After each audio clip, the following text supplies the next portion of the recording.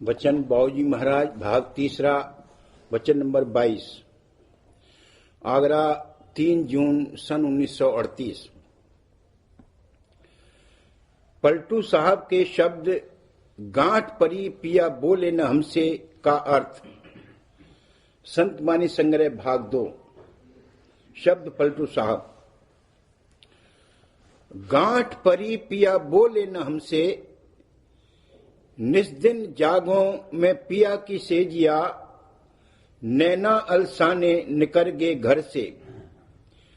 जो मैं जनती हूं पिया रिसियई हैं, काहे को प्रीत लगौती हूं अष्ठग से।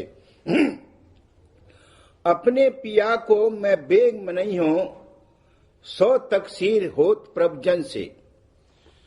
सुन मृदु बचन पिया मुस्काने, पलटू दास पिया मिले बड़े तप से। तीसरे तिल पर गांठ है, वहां शरीर की प्रथम ग्रंथि लगी है। तीसरे तिल के ऊपर जावे तब पिया मिल सकते हैं। तीसरे तिल पर पिया का शब्द आ रहा है, वहां पिया बोल रहा है। सूरत कहती है कि मैं शरीर में आ फंसी हूं। पिया का शब्द यानी बोल नहीं सुनाई देता है। ये इस शब्द की पहली लाइन के मानी है। वैसे गांठ पड़ने का मतलब रूठ जाना, नाखुश और नाराज हो जाना भी है। मेरा पिया यानी मालिक रूठ गया है, नाखुश और नाराज हो गया है, इसलिए मुझसे नहीं बोलता है। मालिक किस लिए नाखुश और नाराज होगा?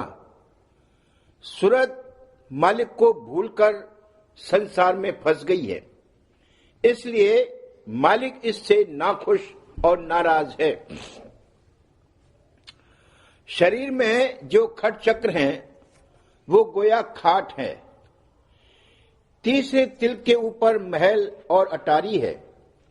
सूरत कहती है कि अब मैं पिया को यानी मालिक को कैसे खुश और राजी करूं। कोई उपाय नहीं है सिवा इसके कि पिया की सेज की पटिया पर जो तीसरे तिल पर है अपना सिर रखकर जागूं और हाजिरी दूं, तो कभी न कभी जरूर पिया बोलेंगे। जब ये समझ में आवे और मालूम पड़े कि दुनिया में प्रवृत्त होने से सूरत यहां फंस गई है और मालिक से जुदा हो गई है, तो चाहिए कि चेत कर और होशियार होकर तीसरे तिल पर जागना शुरू करे और इस अभ्यास को बढ़ाता जावे, तो एक दिन पिया का शब्द सुनाई देगा। जब तीसरे तिल पर पिया के दर्शन होंगे तब संसार की आस छूटेगी। फिर ये संसार नहीं सुहाएगा। इस संसार से तबीयत हट जाएगी, नैन अलसा जाएंगे। किसी चीज को देखते देखते उससे तबीयत ऊब जाती है, तब उसको देखने को जी नहीं चाहता।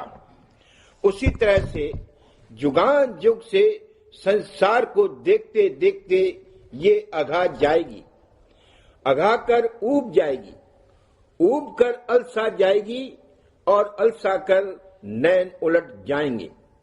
यानी दोनों आंखों से धारें उलटकर मध्य में तीसरे तिल पर एक हो जावेंगी और तब ऊपर चाल चलेगी और मालिक के दर्शन प्राप्त होंगे।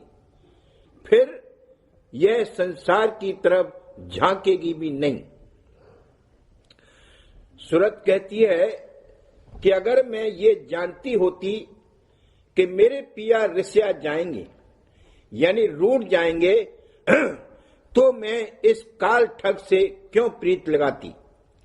ये काल बड़ा ठग है, मुझे ठग कर यहां ले आया है और मैं इससे प्रीत करके यहां फंस गई हूं। अब मुझे इस बात की समझ आई है, जो हुआ सो हुआ, अब मैं जल्द से जल्द अपने पिया को मनाऊंगी।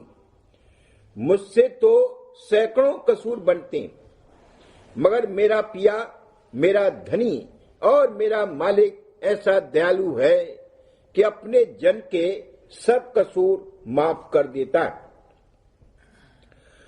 तब का मतलब यह है कि बड़ी काष्ठा और दुख तकलीफ के बाद पिया मिले, और तब का मतलब ये भी है कि मेरे पिया बड़े तपाक के साथ मुझसे मिले और मुझे गले लगाया।